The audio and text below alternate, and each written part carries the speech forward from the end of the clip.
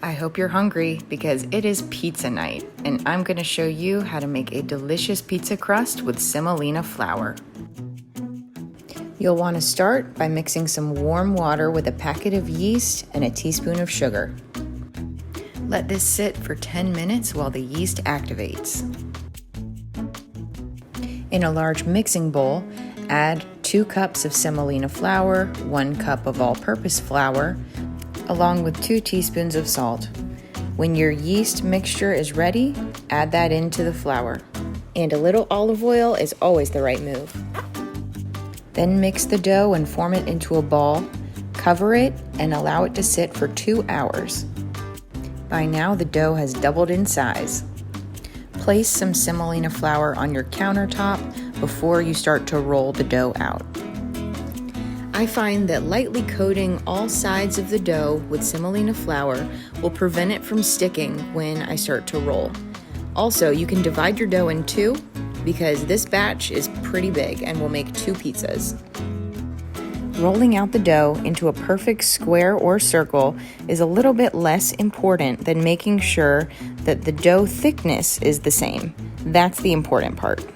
So roll it out until you're happy with the size and the thickness of the dough is all the same all around. The first pizza we're going to do starts with a basic marinara. On top of your sauce goes the cheese. We have mozzarella and Swiss mixed today, along with a little bit of cheddar, just for a little extra flavor.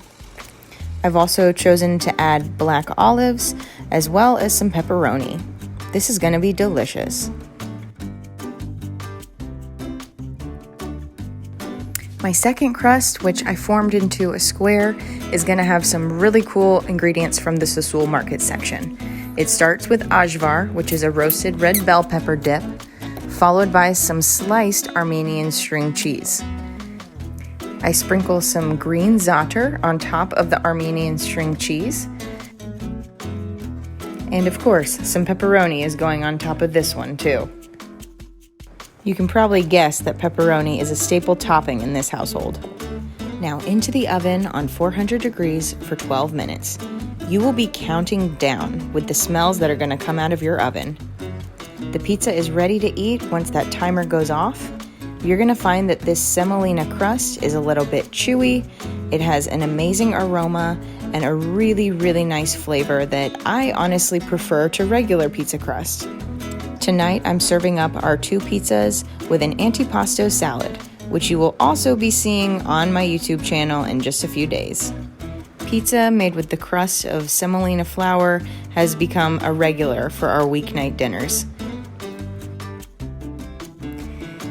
I hope you prepare this recipe and customize with your favorite toppings. Enjoy!